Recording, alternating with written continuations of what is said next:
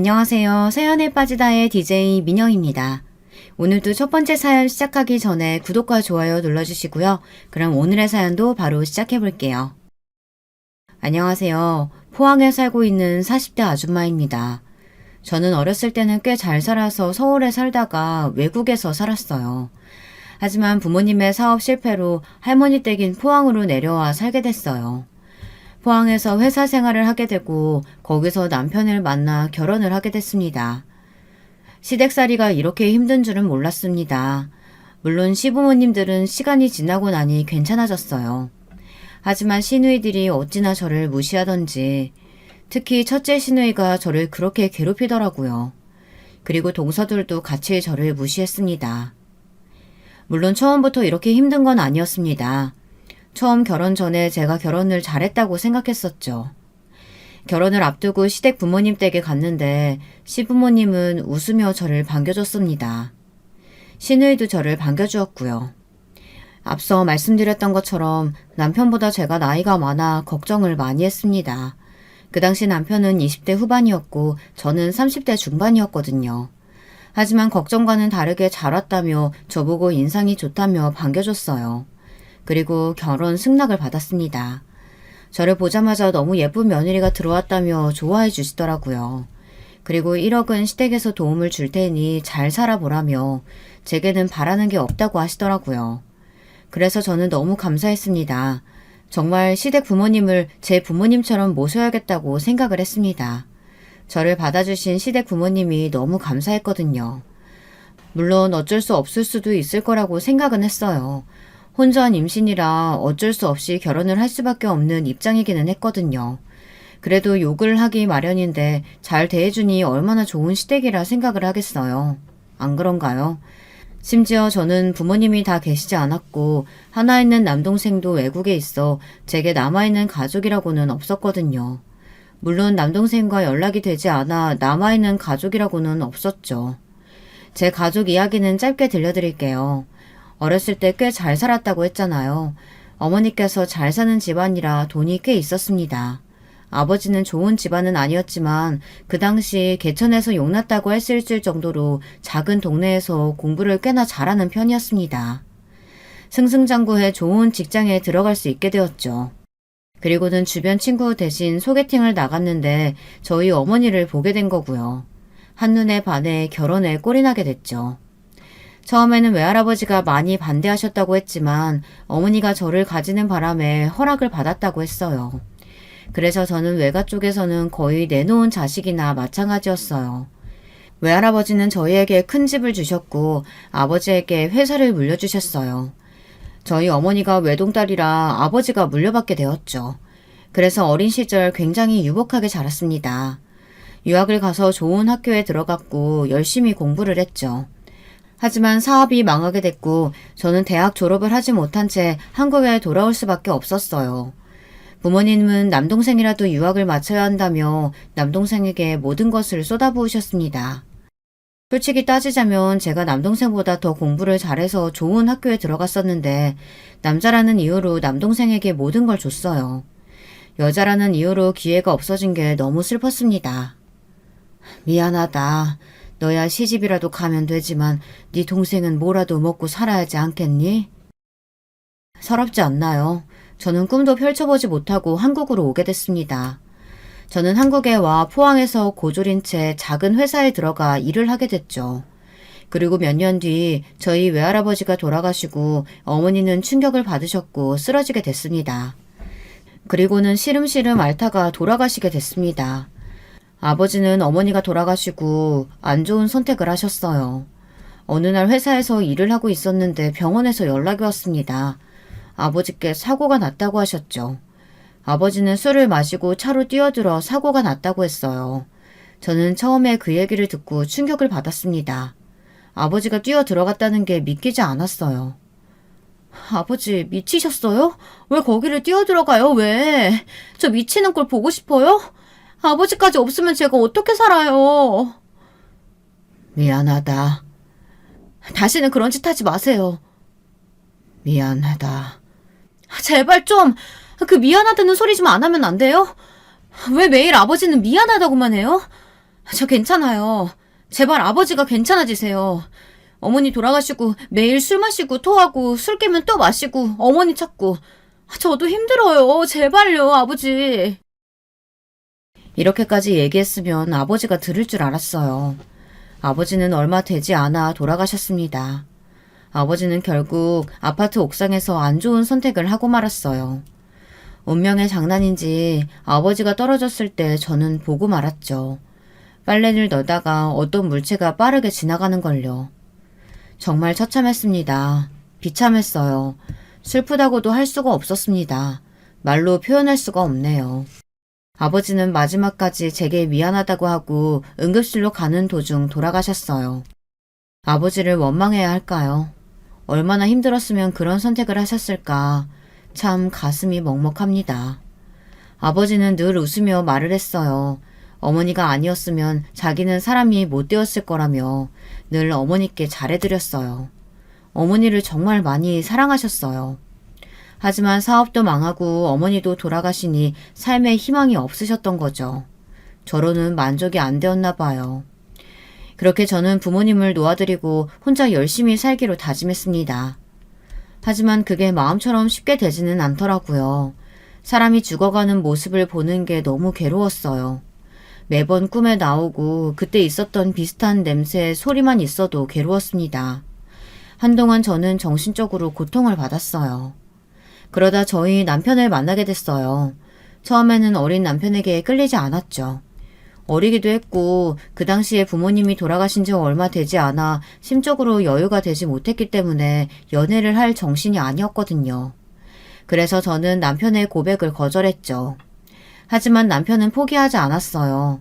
남편은 늘 제게 다정하게 대해줬고 특히나 힘들어하는 제게 그 어떤 것도 묻지 않고 평소처럼 저를 대해줬어요. 다른 회사 사람들은 상을 당한 지 얼마 되지 않아 조심스럽게 대했고 심지어 어떤 사람들은 어쩌다 돌아가셨는지까지 묻기도 했죠. 근데 남편은 물어보지 않았어요. 그 모습이 배려 있는 사람으로 생각돼 남편에게 끌렸습니다. 남편의 계속되는 구애로 결국 저희는 사귀게 되었습니다. 그러다 아이가 생기게 됐고 결혼을 결심하게 됐습니다. 시댁에 찾아갔는데도 시댁 부모님들은 저를 좋게 봐주셨어요. 저희는 결혼을 하게 됐고 신혼생활을 굉장히 편하고 행복하게 보냈었어요. 하지만 결혼 후 시댁의 본 모습이 보이기 시작했어요. 저희는 제사를 지내지 않는다고 들었었는데 갑자기 시어머니께서 제사를 다시 해야겠다며 제게 말을 했습니다. 아가, 내가 너한테는 좀 미안한 소리를 해야겠다. 우리 집안이 제사를 지내지 않잖니? 근데 아이고 내가 점을 보러 갔는데 조상들이 노하셨다고 제사를 다시 지내야 한다고 하지 않겠어. 그래서 다시 제사를 지내려고 하는데 어떠니? 어머니가 그러시면 도와드려야죠. 아니 근데 나는 이제 나이도 있고 그래서 그런데 너네가 큰 집이잖니? 그래서 너네 집에서 지내는 건 어때? 네? 아, 네. 어머니가 그렇게 생각하시면 그럴게요. 저는 뭐 해드린 것도 없는데 제사라도 지내야죠. 그래, 작은 애들이야 바쁘니 할 수 없고 어차피 저녁에 지내는데 회사 끝나고 하면 되니까 괜찮겠지?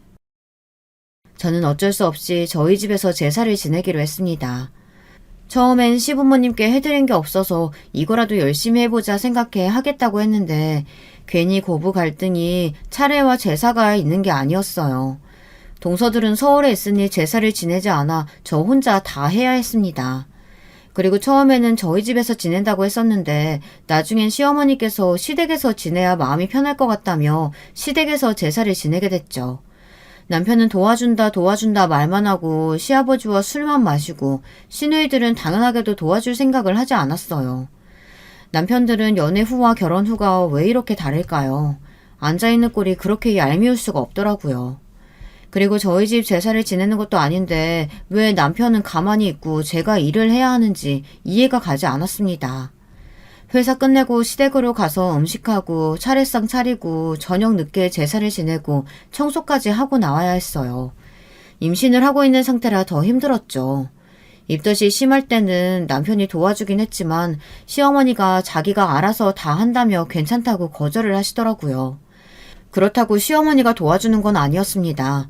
물론 시어머니도 일을 안 하는 건 아니었지만 끙끙 앓는 소리를 내시면서 힘들다고 말을 하는데 어쩌겠어요. 쉬라고 해야죠. 이상하게도 제가 몸이 정말 좋지 못할 때는 시어머니가 다 알아서 하고 시누이들도 도와주던데 제가 몸이 좀만 괜찮아도 힘들다며 알아 누우셨고 시누이들도 일하고 와서 힘들다며 쉬었어요. 하지만 제사보다 더 참을 수 없었던 건 제게 눈치를 주는 거였어요. 명절날 동서가 시부모님께 용돈을 많이 줬나 봐요. 저희 부부도 드리기는 했지만 작은 회사에서 얼마나 받겠어요. 동선에는 다들 대기업에 다니고 있어 저희보다 벌이가 넉넉해서 더 많이 드릴 수밖에 없었죠. 근데 시아버지가 시어머니께 저에 대한 이야기를 하더라고요. 며느리에게 아무것도 필요 없다고는 했지만 며느리라고 다 똑같은 건 아니지. 다 그렇게 얘기해도 이것저것 다 알아서들 하던데 큰 며느리가 돼서는 필요 없다고 하니 정말 달랑 몸 하나만 와가지고는. 아휴, 어찌 큰 며느리가 작은 며느리들보다 못할꼬. 시아버지는 제게 직접 말을 하지는 않았지만 저에게 들으라는 식으로 말을 했어요. 시어머니도 거기서 한마디를 하더라고요. 물론 제가 듣는다고 말은 하기는 했지만 속상하더라고요. 또 심지어 그때는 시누이들과 아주버님 동서들이 듣고 있었어요. 저는 부끄러워서 화장실로 도망갔고 조용히 눈물을 훔쳤습니다. 남편은 잠시 담배를 핀다고 나가 있어 그 상황을 알지 못해 있었던 일을 남편에게 말했고 남편은 시아버지 성격이 원래 좀 그렇다며 어쩔 수 없다고 조금만 참으라고 말했습니다. 그 다음날 시누이에게 전화가 왔어요. 네, 형님, 무슨 일이세요? 올케, 잘 지내지?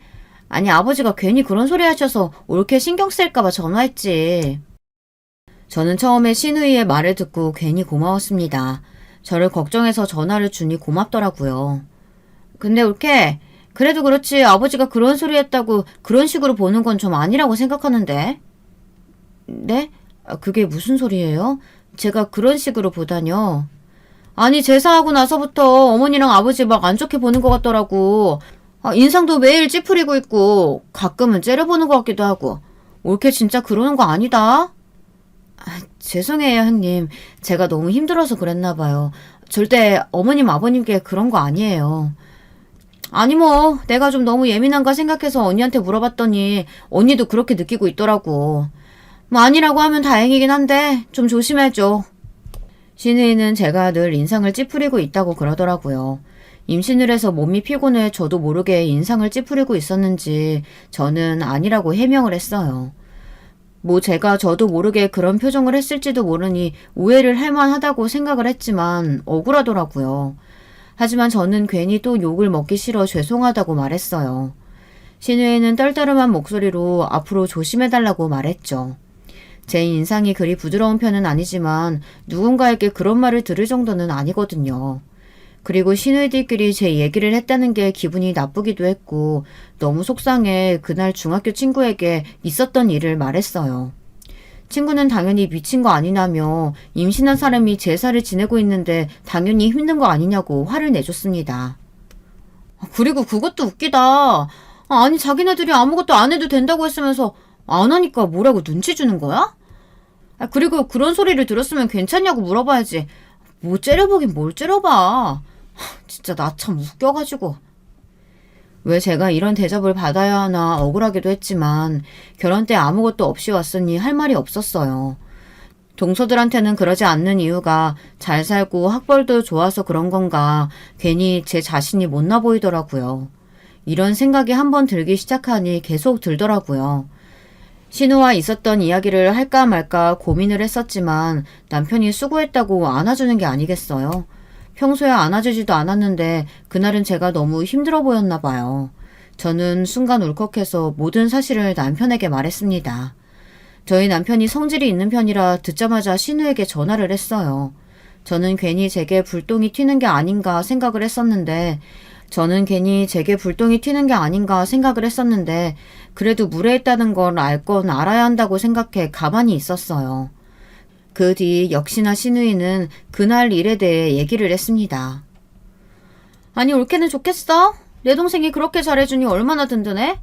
아니 글쎄 내가 저번에 그냥 좀 그래서 올케한테 뭐 좀 말했는데 그걸 듣고는 얘가 어찌나 나한테 뭐라고 하던지. 나 진짜 서러웠다. 제가 성질이 좀 더러워?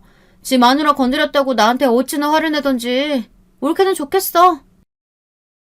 신우는 저를 칭찬하는 척 돌려서 말했어요. 근데 올케는 학교 어디 나왔어? 아니 작은 올케들은 다 서울대 나왔는데 올케만 못 들어서. 근데 갑자기 신우이가 제게 학벌을 물어보는 게 아니겠어요? 형님, 왜 말을 못해요? 고졸은 아니시죠? 아, 저 대학은 자퇴했어요. 아니, 그럼 고졸이야? 신우이와 동서들은 놀라며 저를 바라봤어요. 저는 또 이걸로 말이 나오겠구나 생각을 했어요. 저 빼고 신우와 동서들은 꽤 친한 편이에요. 신우와 동서들은 모든 이야기를 공유하는 것 같았습니다. 제가 무슨 말을 하던 시어머니와 무슨 일이 있던 동서들은 다 알더라고요. 분명히 저 빼고 단톡방에 있는 것 같았는데 괜히 물어보기도 그래서 그냥 잠자코 있었어요. 근데 이제 제가 고졸이라고 얘기를 했으니 얼마나 또 말이 나올까요? 시누이들도 그리 좋은 학벌은 아닐 텐데 제가 고졸이라고 하니 이때다 싶어 이야깃거리를 만든 것 같더라고요. 아, 그렇죠. 대학은 자퇴했으니까 고졸이 맞죠. 어머, 저 고졸 처음 봐요. 그러게. 아니, 내 또래들은 다 대학 나왔는데 올케 고졸은 좀 그렇다. 그러게요. 그래도 다들 아무 대학이라도 가는데 고졸은 좀 힘들겠어요, 형님. 신우이와 동서는 고졸을 처음 본다며 저를 무시했습니다. 순간 제가 다닌 학교를 말하고 싶었지만 저의 과거를 말하고 싶지는 않아서 참았죠. 그날 저는 너무 수치스러워서 펑펑 울었어요. 어디서 이렇게 대접받는 건 처음이었고 부모님이 살아계셨다면 달랐을까, 사업에 실패하지 않았다면 어땠을까 많은 생각이 들었죠. 스트레스를 받아서 그런가 저는 몸이 너무 안 좋아져 더는 회사에 다닐 수가 없게 됐어요. 시어머니는 그래도 일은 다녀야 하지 않겠느냐며 일단 버텨보라고 말을 하더라고요. 저도 버틸 수 있다면 끝까지 버티고 싶었지만 뭔가 모르게 마음이 떠나서 버티고 싶다는 마음보다는 그만두고 싶다는 마음이 더 커졌죠. 시어머니는 제게 유난 떤다고 말했어요. 제가 그렇게 말도 안 될 짓을 했나요? 동서들도 임신하고 다 잘만 다녔는데 저는 작은 회사 하나 못 참고 그만두겠다고 얘기를 한다며 유난이라며 제게 말을 하더라고요. 너무하지 않나요? 힘드냐고 그 말 한마디 물어봐주면 될 텐데 그게 어찌 유난이라고 말을 하는지 너무 섭섭하더라고요. 그리고 며칠 뒤 동서네가 포항에 결혼식이 있어 저희 집에서 자게 됐습니다. 시댁에서 자려고 했는데 결혼식장이 저희 집과 가까워서 저희 집에서 자게 됐어요. 같이 밥 먹고 한잔하며 말을 하는데 서로 정치 얘기를 하더라고요. 저는 정치 얘기를 하는 걸 별로 좋아하지는 않았어요. 가족들이랑도 정치색이 맞지 않으면 싸움이 날 텐데 굳이 왜 얘기를 꺼내겠어요. 심지어 다른 사람과 제 생각이 맞지도 않았어요. 그래서 저는 잠자코 있었습니다. 그때 동서가 그만 이야기하자고 했어요. 형님, 괜히 저희가 어려운 얘기 한 건 아니죠? 아이고, 제가 형수님 모르는 얘기를 꺼냈나요? 죄송합니다. 저 빼고 셋은 다 취해서 혀가 꼬인 채로 제게 말을 했어요. 아니야, 마누라 정치 잘 알아.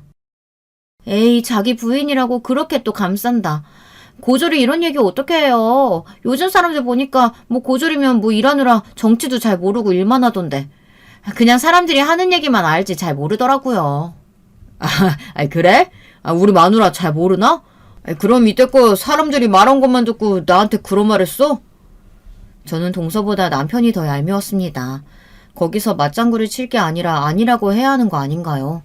남편은 취해서 저에게 무식하다고 막 웃으며 얘기를 하고 동서도 웃으며 그렇게 말하는 거 아니라며 자기는 그런 말 한 적 없다고 발을 빼는 게 아니겠어요. 정말 여우 같지 않나요? 그래도 뭐 어떡합니까? 취한 사람들에게 아니라고 해명하는 것도 웃겨 저도 그냥 가만히 웃으며 있었습니다. 하지만 생각하면 할수록 남편이 너무 밉더라고요. 저는 남편에게 한 소리 해버렸어요. 근데 웬걸 남편은 왜 그런 걸로 화를 내냐며 아무렇지 않게 말을 했습니다. 그리고 그 다음 날 저는 동서의 카톡을 보고 열이 받지 않을 수가 없었어요. 동서가 잠깐 씻는다고 식탁 위에 폰을 두고 갔는데 계속 연락이 오더라고요. 보지 않으려고 했지만 궁금해서 슬쩍 봤습니다. 근데 제가 없는 단톡방에서 대화를 불이 나게 하고 있더라고요. 제가 없는 단톡방이 있는 건 지레짐작으로 눈치채고 있었지만 제 눈으로 보니 더 할 말이 없더라고요. 더 화가 나는 건 제 욕을 하고 있지 않겠어요? 저는 이걸 남편에게 얘기했더니 자기가 말해보겠다며 저를 달래고는 그러니 왜 저보고 남의 폰을 봤냐고 물어보는 겁니다.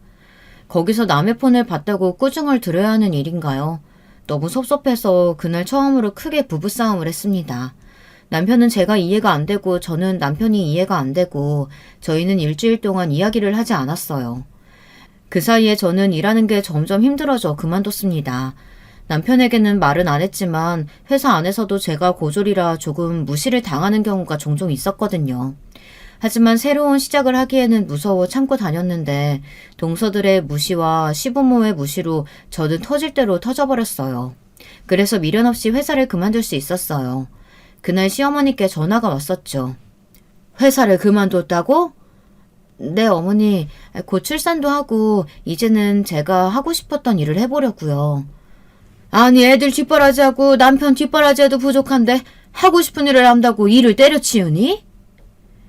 시어머니는 저에게 소리쳤고 저는 묵묵히 시어머니의 잔소리를 들을 수밖에 없었어요.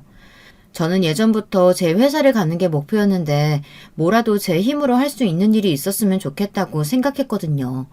뭐가 좋을까 생각을 하다가 요식업 쪽으로 일을 하고 싶어 작은 식당을 열게 됐어요. 출산을 하고 몸이 좀 괜찮아지고 나서 바로 저는 식당을 차렸죠. 목표는 크게 사업을 열어서 밀키트를 만들어 판매하는 것이 제 목표였어요. 근데 웬걸 승승장구해서 제 사업이 크게 성공을 하고 말았죠. 밀키트까지는 판매하지 못했어요. 하지만 맛집으로 소문이 나서 더 크게 성장하게 됐습니다. 성공을 하니 시어머니도 저에 대한 태도가 달라졌어요. 물론 여전한 건 시누이와 동서들이긴 했지만요. 왜 이렇게 저를 못 잡아먹어서 안달일까요? 근데 정말 어처구니가 없는 사건이 일어나고 말았어요. 첫째 시누이가 이혼을 당하고 만 것입니다. 첫째 시누이가 늘 집안일도 안 해 매일 잔소리만 해 아주버님을 힘들게 하고 있다는 건 알고 있었지만 이혼을 할 정도는 아니라고 생각했거든요. 근데 훨씬 더 심했나 봅니다. 아주버님은 참지 못하고 이혼을 선언했고 결국 시누이는 이혼을 당하고 말았죠. 듣고 걱정보다는 통쾌했습니다. 성격이 그 모양이니 이혼을 당했을 거라 당연히 생각했고 이혼 당한 걸 창피하게 생각한다면 저를 무시하지도 못할 거라고 생각했어요. 하지만 역시 이상한 사람은 자기가 뭐가 문제인지 모르나 봅니다. 시누이는 여전히 저를 무시하고 잔소리를 했어요. 아니, 더 심해졌습니다. 이혼을 당하고 시누이는 시댁에서 지냈죠. 그리고 무슨 바람이 들었는지 갑자기 회사를 그만두고 쇼핑몰을 차리겠다고 막 사업을 시작하더라고요. 하지만 이내 곧 안 된다고 생각했는지 그만뒀죠. 시부모님은 그런 신우가 답답했는지 나가 살라며 소리쳤고 집에서 쫓겨나게 생겼었죠. 그러자 시누이는 저희 집에서 잠깐 지내겠다고 하지 않겠어요? 잠깐만 내가 지낼게. 지금이야 할 일이 없고 엄마도 아빠도 나를 이렇게 한심하게 보지만 나 곧 성공해서 나갈 거야. 무슨 말도 안 되는 소리라는 거야. 누나가 왜 우리 집에서 지내? 안 돼. 다행히 남편이 안 된다고 말해주더라고요. 하지만 시어머니가 제게 부탁을 하더라고요. 그래, 요즘 장사는 잘 되고 있고? 네, 어머니, 무슨 일이세요? 아니, 다른 게 아니고, 우리 정이가 좀 애가 자존심이 세서 어디 가서 일을 잘 못해. 야, 근데 여기서 계속 지내면 우리가 다 해주니 일은 안 할 것 같고, 잠깐이라도 니네 집이라도 지내면 안 되나 싶어서. 안 그래도 형님이 저희한테 부탁을 했는데 남편이 거절을 해서요. 저는 남편이 거절을 안 했다면 저희 집에 살 거라는 생각만 해도 끔찍했습니다. 분명히 같이 살면 모든 일들을 동서들에게도 이야기할 거고 제 얘기를 안주거리가 되고 말 거니까요. 아니면 혹시 니네 가게에 사람은 안 필요하니? 가게라도 좀 일을 하게 하면 안 될까? 알겠어요. 우선 형님하고 잘 얘기해 볼게요. 신우는 시어머니의 부탁으로 저희 가게에서 일을 하게 됐습니다. 안 할 줄 알았는데 자기도 일을 안 하니 눈치가 보였나 봐요. 바로 하겠다고 했죠. 하지만 신우는 역시 일머리가 없었어요. 서빙도 요리도 응대도 뭐 하나 제대로 할 줄 아는 게 없었죠. 하지만 시어머니의 부탁이니 그냥 자를 수도 없었어요. 그래도 신우이는 조금씩 적응을 해나갔습니다. 하지만 제 버릇해 못 준다고 신우의 성격은 여전했어요. 회식날 신우는 직원들에게 무례하게 대했죠. 아니 근데 다들 학교는 어디 나왔어? 포항이면 다 알 텐데. 신우의 속셈은 뻔했어요. 제 학벌을 이야기하고 싶어서 그런 이야기를 꺼낸 거였죠. 직원들은 서로 자기가 나온 학교 이야기를 했답니다. 근데 왜 대학은 얘기 안 할까? 왜? 다들 그럼 고등학교까지만 졸업하고 못 나왔어? 제가 있는 직원들은 거의 고졸이었어요. 저처럼 사정이 있어서 대학을 못 나온 사람이거나 생계 때문에 어쩔 수 없이 어렸을 때부터 일하는 사람이 많았죠. 사장이 고졸이라 어쩔 수가 없나? 얘가 또 고졸이라고 대졸 사람 쓰기는 그랬나 봐요. 어머, 난 이렇게 고졸인 사람이 많이 있는 것도 처음 보네. 내가 제일 높은 학력이야. 그래요. 신우가 제일 높은 학력이 되었죠. 그럼 뭐합니까? 일머리는 제일 없는데. 회사를 다녔어도 분명 신우는 욕을 많이 먹었을 거라고 생각이 들 정도로 일머리가 없었어요. 그냥 딱 보면 일을 어떻게 하는지 알잖아요. 아, 그래요? 대졸은 뭐 학력만 좋은가? 일 배우는 건 다른가 보죠? 뭐? 그게 무슨 말이에요? 아니, 그렇게 대졸대졸 거리는데 뭐 자랑하고 싶은가 본데 일은 잘 못하니까. 나 참 어이가 없어서. 아니, 제가 이런 일은 처음이고 그러니까 그러는 거죠. 틀린 말은 아니었어요. 회사 일과 장사는 다르니까요. 하지만 일 처리를 어떻게 하느냐는 보이니 제가 일머리가 없다고 했죠. 주방에서 일하는 직원들은 회사 일도 해본 사람들이라 더 잘 알았던 거고 참지 못하고 저 대신 말을 해준 거였죠. 속이 다 시원했습니다. 그리고 시아버지 생신 때 저는 용돈을 두둑히 드릴 수 있게 됐죠. 시부모님은 고맙다며 그 전과 다르게 앉아서 과일이라도 먹으라고 했어요. 시누이 애들에게 모든 것을 다 시켰죠. 저는 눈치가 보여 돕긴 도왔습니다. 그리고 작은 방에 들어가 TV를 보고 쉬고 있는데 동서가 들어오는 거예요. 그리고는 신우도 들어와 같이 쉬었습니다. 그때 동서가 저희 직원 이야기를 꺼내는 게 아니겠어요? 형님은 직원들 학력은 다 안 보시는 거예요? 아니 얘기 들었는데 학력은 안 보는 것 같다고 말씀드려서 좀 신기하더라고요. 장사하는 사람들은 다 그런가? 신우가 또 동서에게 얘기를 한 거죠. 저를 무시하는 건 참을 수 있겠는데 직원들까지 무시하니 참을 수가 없더라고요. 동서, 학력도 물론 중요하지만 사람 됨됨이가 가장 중요하지 않겠어? 그리고 나 봐봐. 나 고졸인데도 성공해서 살고 있잖아. 그리고 대졸도 거기서 거기인 사람 많고 가고 싶어도 어쩔 수 없이 못 간 사람도 있어. 아니 뭐 저도 알고 있죠. 제가 뭐 뭐라고 한 것도 아닌데 왜 화를 내세요? 동서는 제가 이렇게 말한 건 처음이라 당황하는 눈치였습니다. 그 이후로는 아무 말도 못하더라고요. 어느 날 한 직원이 제게 물었어요. 사장님은 어떻게 이렇게 장사를 잘하세요? 어릴 때부터 장사를 좀 하셨어요? 아니, 그냥 부모님이 사업을 좀 하셨어. 음식관에서 좀 크게 하셨는데 그걸 보고 자라서 그런가. 어떻게 장사를 해야 하는지 보이더라고. 아, 그래요? 그럼 근데 사장님 잘 사셨으면 대학에 가실 수 있는 거 아니었어요? 사장님 꽤 똑똑하신 것 같았는데.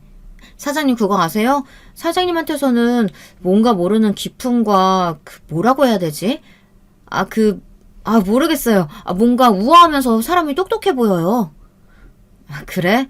나는 딱히 그런 모습 보여준 적이 없는데. 그래도 그런 말 들으니 기분은 좋네.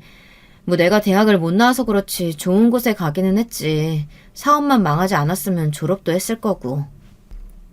그래서 말씀 안 해주실 거예요? 하버드. 직원은 놀랐습니다. 놀란만도 하죠. 저는 하버드에 다니다 자퇴를 했습니다. 그래서 동서들이 서울대 나왔다 했을 때도 그리 크게 놀라지 않았죠. 그리고 제가 좋은 학교를 가기는 했지만 산전수전 다 겪으며 주변에 있는 사람들을 보니 학력이 중요해도 사람 인성이 가장 중요하다고 생각을 해왔기 때문에 고졸이라 무시를 당해도 제 과거는 말하지 않았던 거예요. 그 주변에서 듣고 있었던 직원들은 다 놀라했어요. 하버드생은 처음 본다며 왜 그때 말하지 않았느냐고 답답해 하더라고요. 저는 그냥 별로 말하고 싶지 않다며 조용히 넘어가자고 말했죠. 제가 하버드를 다녔다는 사실은 남편도 모르니까요. 시간이 지나고 제게는 또 한 번의 축복이 찾아왔어요. 아이를 갖게 되었죠. 하지만 이번에는 달랐어요. 장사도 잘 되고 분점도 하나 내고 아주 승승장구하고 있었죠. 그래서 그런가 시어머니는 임신도 했는데 너무 무리하지 말라고 쉬라고 말을 했죠. 그래도 어떻게 제가 쉽니까? 조금은 너무하다는 생각이 들기는 했지만 처음에 아무것도 없는 저를 받아준 건 잊지 못하니 저도 도왔습니다. 시아버지도 예전에 했던 말이 미안했는지 과일이나 맛있는 음식들을 제 앞에 두고 먹으라고 했어요. 시누이는 입이 대빨 나와서는 투덜투덜 거리며 제사를 지냈어요. 들은 것처럼 시부모님은 더는 저를 건드리지 않았어요. 제가 성공했으니 얼마나 다행인가요. 아니었으면 그대로 저는 시댁살이를 할 수밖에 없었을 겁니다. 하지만 시부모님이 저를 예뻐할수록 시누이는 저를 더 미워했어요. 시누이가 저를 미워할수록 동서들은 저를 무시하기 바빴고요. 그래도 동서들은 참을 수 있었어요. 볼 일이 자주 없었기 때문에 그냥 참고 넘길 수 있었죠. 그리고 솔직히 지금이야 이래도 예전엔 더 잘 나가는 친구들도 있었고 그냥 자기네들이 좀 더 우월하다고 생각을 하면 그렇게라도 살라고 내버려두고 저는 저대로 살아가고 싶었죠. 하지만 날이 가면 갈수록 시누이의 행동은 더 심해져 갔어요. 엄마 진짜 너무한 거 아니야? 아니 처음에는 그렇게 잡아먹더니 왜 이제 와서 잘해주는 건데? 시누이는 시어머니께 저한테 왜 잘해주냐고 따지는 게 아니겠어요. 그래서 저도 물어봤어요. 형님, 아니 제가 도대체 형님께 잘못한 것도 없는데 왜 자꾸 저를 못 잡아먹어서 안달이세요? 어머, 얘 말하는 싸가지 봐? 뭐? 못 잡아먹어서 안달? 얘 그냥 너는 그냥 사람을 좀 무시하는 그런 게 있어. 너는 모르지? 시누이는 제가 사람을 무시한다며 막 뭐라고 하는 겁니다. 정작 무시하는 사람은 자기면서. 처음에는 둘째 시누이도 저에게 뭐라고 했었는데 점점 심하다고 느꼈는지 제게 사과를 하더라고요. 하지만 첫째 시누이는 자신의 잘못을 모르고 더 심하게 행동을 하고 더 심하게 무시를 하는데 누가 누구 보고 무시를 한다고 하는지 저는 참지 못하고 대꾸를 했습니다. 형님, 누가 누구 보고 무시를 한다는 거예요? 심한 거 모르세요? 그래도 작은 형님은 제게 사과라도 했지. 형님은 자기가 뭘 잘못한지도 모르고 저한테 왜 그러세요? 뭐? 너 말 다 했니? 왜요? 동서한테 제 얘기 이것저것 다 하고 잔소리는 잔소리대로 일하다 실수하면 다 남 탓. 그리고 제가 뭐라고 하면 동서한테 욕하고 성격이 그러니까 이혼이나 당하죠. 저는 그 말을 해서는 안 될 말을 하고 말았어요. 그때 저는 뺨을 맞고 말았죠. 시어머니에게요. 너는 성공했다고 오냐오냐 해주니까 아주 우습지? 저는 뺨을 맞은 것도 충격인데 시어머니에게 맞으니 너무 놀랐습니다. 시누이는 놀라지도 않고 고소하다는 식으로 웃고 있더라고요. 그 상황에서 웃고 있다는 게 말이 된다고 생각하세요? 그러고는 시누이는 억울하다며 자기는 욕을 한 적이 없다고 악어의 눈물을 짜내듯 울더라고요. 저는 그 자리에서 뛰어나갔습니다. 하필이면 만삭일 때라 몸이 무거워 제대로 뛰지도 못하고 서러워서 집에 나와 간 곳은 계단이었어요. 그리고 그 다음날 당연히 신우는 그 사건이 있었으니 안 왔을 거라고 생각했는데 나왔더라고요. 뻔뻔하게 웃으면서요 제게 말을 걸었습니다. 어제 일은 내가 사과 안 받을게. 뭐 나도 잘한 건 없으니까 우리 그냥 넘기자. 어이가 없었습니다. 신우는 오히려 사과는 됐다며 제게 말하더라고요. 그리고는 일을 하는데 화가 머리끝까지 났었죠. 그래서 저는 일을 안 놔도 된다고 말했어요. 뭐? 아니 잠깐만, 어이가 없네? 지금 화낼 사람이 누군데? 너 화나서 막 사람 잘라도 되는 거야? 신이는 그 자리에서 앞치마를 벗고 가게를 나갔어요. 몇 시간 뒤 시어머니께 연락이 왔습니다. 처음에는 받지 않았어요. 하지만 계속 전화가 와서 어쩔 수 없이 받았죠. 그래, 뺨은 괜찮니? 네. 미안하다. 내가 화가 나서 흥분을 좀 했다. 그래도 애를 이런 식으로 잘라버리면 어떡하니? 어머님, 저도 많이 참았어요. 시어머니는 아무 말도 하지 않으시다 한마디 꺼냈어요. 그래도 참아야지. 저는 더는 할 말이 없어 끊었습니다. 참아야지. 그래도 참아야지가 맞다고 보시나요? 제가 더 얼마나 참아야 할까요? 저는 남편에게 이 사실을 다 말했어요. 남편도 어느 정도 짐작은 하고 있더라고요. 뺨이 부어서 왔는데 당연히 이상하다고 생각했겠죠. 하지만 제가 말할 때까지 기다렸고 제가 모든 사실을 말하자 남편은 바로 시댁으로 갔어요. 당연히 저는 가지 않았고요.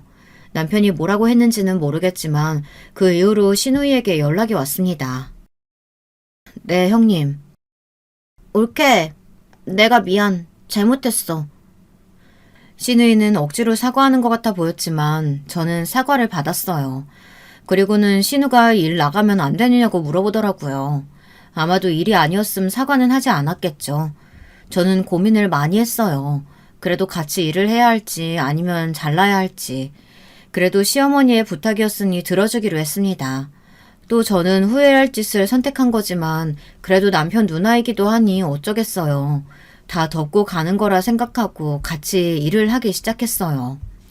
그 사건이 있는 이후 정신을 좀 차렸는지 전보다는 많이 심하게 대하지는 않았습니다. 시간이 지나고 저는 출산을 하게 됐고 잠깐 일을 쉬게 됐죠. 신은 중간중간 가게를 찾아갔는데 다들 신우 욕을 하기 바빴어요. 신우가 마음대로 일하고 자기가 사장인 것처럼 행동을 한다고 했어요. 그리고 직원들에게 막말을 한다고 했어요. 그 말을 들으니 더는 신우와 함께 일을 할 수 없겠다는 생각이 들었죠. 저는 바로 시어머니에게 전화를 했어요. 어머니, 제가 형님 행동 때문에 많이 참는다는 거 알고 계시죠? 얘가 또 그 얘기는 왜 꺼내는 거니? 좀 참으라고 했잖니? 저는 시어머니께 그간 있었던 일과 직원들에게 하는 행동들을 하나하나 다 말했어요. 시어머니도 이건 아니라고 생각했는지 말을 하지 못했어요. 이제 더는 참아주기 힘들 것 같아요. 처음부터 직원들이 같이 일하기 힘들다고 얘기했는데도 어머니 부탁으로 형님 일할 수 있는 거였는데 아직까지도 그러는 거 보면 앞으로도 쭉 이렇게 지낼 것 같다는 생각이 드네요. 그래서 형님한테 먼저 말하기 전에 어머님께 연락드리는 거예요. 이제는 참기 힘들 것 같아서요. 결국 신우이는 잘리게 됐고 시어머니도 더는 말씀이 없으셨죠. 덕분에 직원들도 활기가 넘쳐 일도 더 열심히 하게 됐습니다. 그런 직원들을 보면 괜히 신우이와 함께 일하게 해서 스트레스를 받게 했나 좀 미안하기도 했습니다. 그리고 얼마 안 가 신우이 생일이었는데 신우이가 본점 식당에서 밥을 먹자고 하는 게 아니겠어요. 또 얼마나 진상짓을 할까 걱정했지만 시부모님과 남편은 좋다고 말했죠. 보통은 신우 생일까지 챙기지는 않는데 신우가 제가 얄미웠나 봅니다. 신우 생일을 축하하는 날이 되었습니다. 신우 생일은 평일인데 신우가 동서들과도 같이 먹고 싶다고 해서 주말에 다 같이 축하를 하기로 했죠. 저는 동서들까지 부를 줄은 몰랐어요. 얼마나 저를 씹고 다녔을까요? 생각만 해도 지긋지긋했습니다. 또 저를 얼마나 무시할까요? 신우이와 동서는 역시나 가까이 앉아 자기들끼리 히히낙낙 웃으며 얘기를 하고 있었어요. 그나마 양심이 있는 둘째 신우이는 말하지 않았지만 첫째와 동서들은 쏙닥쏙닥 자기네들끼리 뭔가를 얘기하더라고요. 그때 동서가 제게 말을 걸었어요. 형님, 근데 형님도 이제 사장인데 학점은행제라도 들어서 대학 졸업장은 따야 하는 거 아니에요? 사업에 성공하면 그래도 사람들이 이것저것 물어볼 텐데 대학이라도 나왔다고 말해야 되지 않겠어요? 아니, 성공한 것 자체가 대단한 거지. 재수씨 말 되게 이상하게 한다. 아유, 뭘 또 그렇게 말하니? 올케가 큰올케 걱정해서 말하는 건데. 얘들은 무슨 이런 날에도 싸우려고 해. 밥이나 먹자. 시어머니의 말 한마디에 정리가 됐죠. 직원들은 제 가족이 와서 그런지 바짝 긴장을 했더라고요. 좋게 보여야 한다며 직원들은 저희 시댁 식구들에게 친절히 대해줬죠. 그런데 신우와 동서의 태도가 그렇게 좋게 보이지는 않더라고요. 예의 없게 행동하는 건 아니지만 그렇다고 친절하게 대하는 것도 아니었어요. 퉁명스럽게 대한다고 해야 하나? 좀 무시하는 것 같았어요. 그걸 남편도 느꼈는지 남편이 한 소리 하더라고요. 재수씨, 말이 왜 그래? 아니, 재수씨, 오늘 좀 까칠하다. 이상하네. 너는 왜 자꾸 괴롭히고 있어? 조용히 밥이나 먹어. 시어머니는 동서를 감싸고 있어서 남편도 더는 말을 못했어요.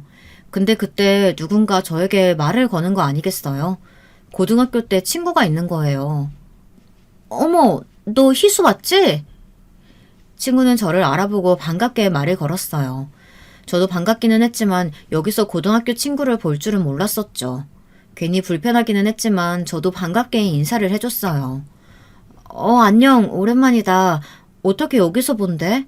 한국엔 아예 들어온 거야? 신기하다, 얘. 친구는 잠깐 한국 여행을 하러 왔다고 했어요. 친구 남편이 저희 가게 음식을 꼭 먹어보고 싶다고 해서 여기까지 오게 된 거죠. 안녕하세요. 근데 여기 사장님 아니세요? 친구 남편은 저를 어떻게 알아봤는지 저를 알고 있더라고요. 네. 어떻게 아셨어요? 얘도 모를 텐데. 친구가 여기에 왔었는데 맛있다면서 사장님이랑 찍은 사진을 보여줬었어요. 혹시 기억나세요? 그 갈색 곱슬머리에 키 엄청 큰 외국인이 사진 찍자고 한 적 없으세요? 기억이 안 날 수가 없었어요. 예전에 한번 외국인이 너무 맛있다며 제게 감동을 받았다고 하고 사진을 같이 찍자고 했었거든요.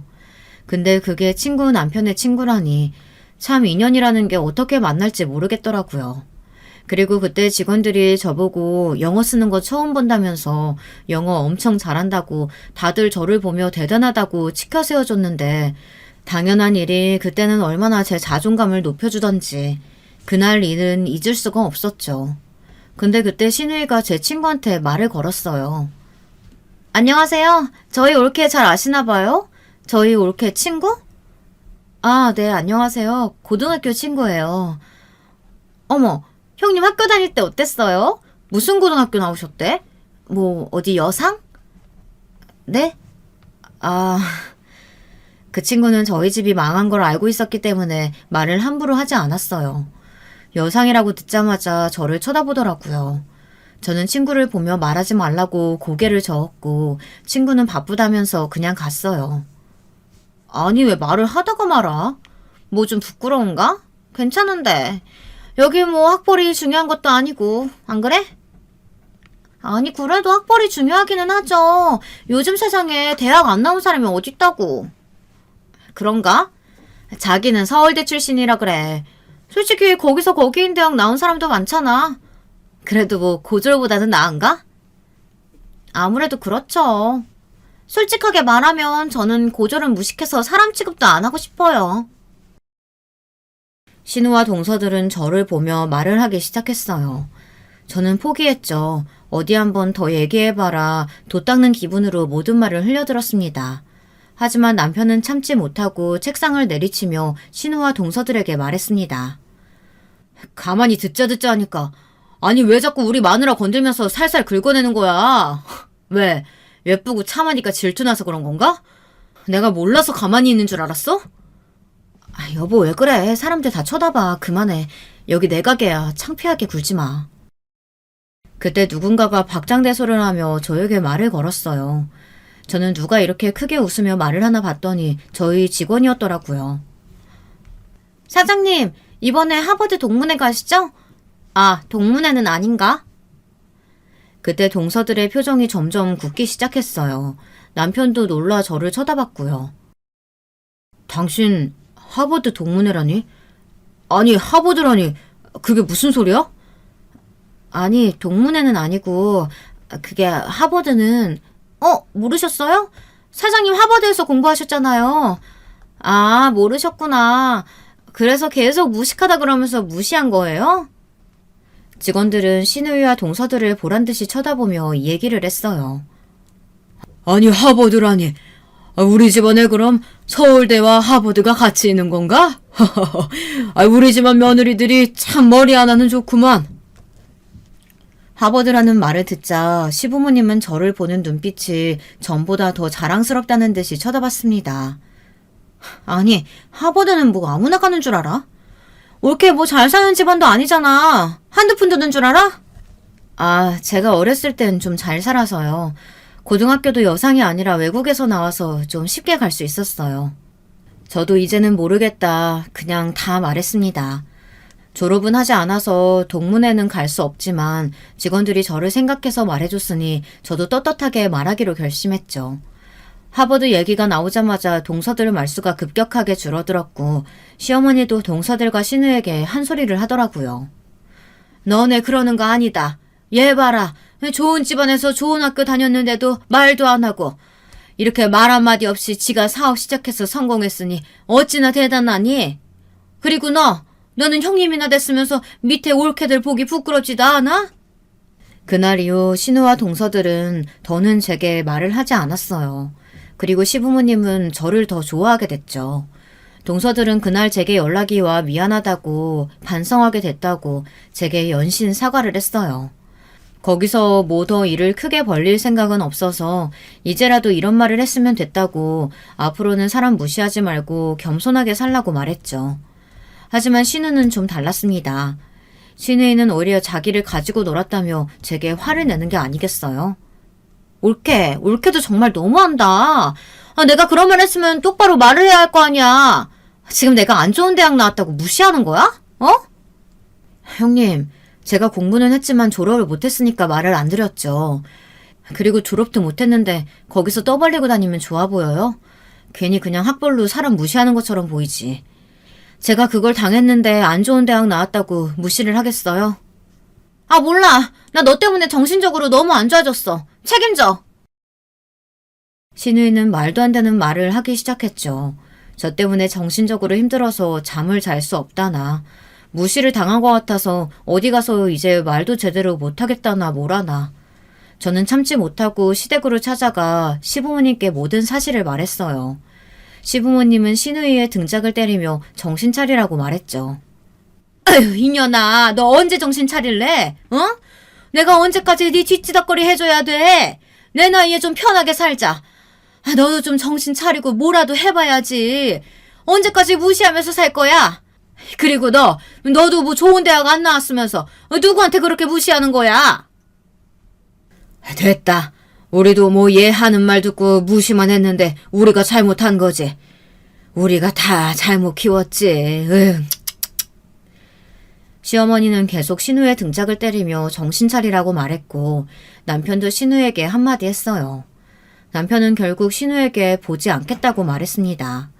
신우이는 어이가 없다면서 자기가 나가면 되는 거 아니냐며 소리치고 집을 나갔어요. 한동안은 집안 모임에서 첫째 신우이와 동서들은 오지 않았습니다. 자기네들도 창피한 건 아는 거죠. 어쨌든 저는 신우이와 동서들 덕에 오기가 생겨 더 열심히 하게 됐고 동서들 무시로 발벗고 나서준 직원들 덕분에 제 이야기를 할 수 있게 돼서 참 다행이라 생각했어요. 남편은 왜 자기에게 얘기하지 않았냐며 말했고 저는 가족들 이야기를 할 수 있게 됐습니다. 그리고 또 정말 다행인 건 제 남동생과 연락이 닿았다는 겁니다. 가족 모임 때 만났던 친구 기억하시죠? 그 친구가 제 동생과의 연락을 주고받고 있는데 제 얘기를 했더니 연락이 왔더라고요. 남동생은 저한테 미안해서 연락을 못했다고 말하더라고요. 그리고 저는 할아버지와 부모님 모두 돌아가셨다는 걸 전했어요. 그 말을 듣고 남동생은 바로 한국으로 왔어요. 오랜만에 보는 남동생은 주름이 늘었고 머리가 조금 벗겨졌더라고요. 하지만 어렸을 때 얼굴은 조금 남아있었습니다. 동생을 보자마자 눈물이 났습니다. 그리고 부모님 얘기를 하며 둘은 부둥켜 안고 울었어요. 동생은 부모님께 너무 죄송하다고 했어요. 너무 죄송해서 연락을 못 드렸다고, 성공하면 연락을 해야지 다짐했는데 너무 늦어버렸다고 했죠. 그래도 저는 동생과 연락을 할 수 있다는 게 다행이었습니다. 하나 남은 가족과 연락을 할 수 있는 게 감사했어요. 시부모님께도 사랑을 받고 신우와도 연락을 끊을 수 있게 돼서 참 편하게 살고 있습니다.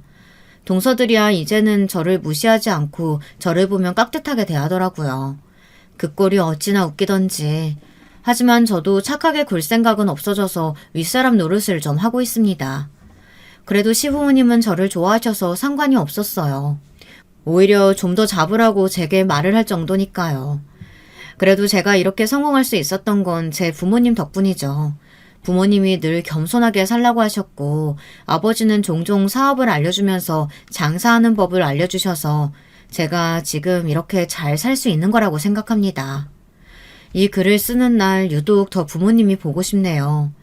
마지막으로 부모님께 하고 싶은 말을 끝으로 이 글을 마치겠습니다. 어머니, 아버지, 부디 하늘에서는 평안하게 잘 지내셨으면 좋겠습니다. 저는 이제 남동생과 연락하며 잘 지내고 있어요. 늘 감사한 마음 가지고 살고 있으니 잘 지켜봐 주셨으면 좋겠네요. 사랑해요. 제 글 읽어주셔서 감사합니다. 여러분 모두 행복한 하루 보내세요. 여러분, 두 번째 사연 시작하기 전에 좋아요, 구독 꼭 눌러주실 거죠? 그럼 두 번째 사연 바로 시작합니다. 이번 사연은 남들보다 일찍 부모가 되셨다는 여성 사연자분께서 보내주신 이야기예요. 결혼 생활에서 기절초풍할 일을 겪으셨다는데요. 저와 같이 만나보실까요? 남편하고는 사이에 애가 일찍 들어서는 바람에 결혼을 하게 됐어요. 부끄럽게도 그래서 남들보다 좀 이른 나이에 저는 출산을 했고요. 저는 배우고 싶었던 분야가 뚜렷했고 공부를 더 미루지 않고 이어나가고 싶었기 때문에 아이는 돌진하기 전부터 친정엄마가 키워주셨습니다. 아이는 거의 친정집에서 살았고요. 3살 때부터는 시댁에서도 아이를 맡아주셨습니다. 저희 부부가 본격적으로 아이를 완전히 저희 수중에서 키운 건 아이가 초등학교 입학하고 나서였네요. 남편이 이때 일을 그만두고 집에서 쉬면서 있었기에 가능했던 것 같아요. 집에서 아이를 전적으로 봐줄 인력이 없었다면 아마 저희 아이는 친정이나 시댁의 손길을 받으며 한두 해 정도 더 떨어져 살았을 테니까요. 남편이 다니던 직장을 그만뒀던 것은 스트레스가 너무 심해서였어요.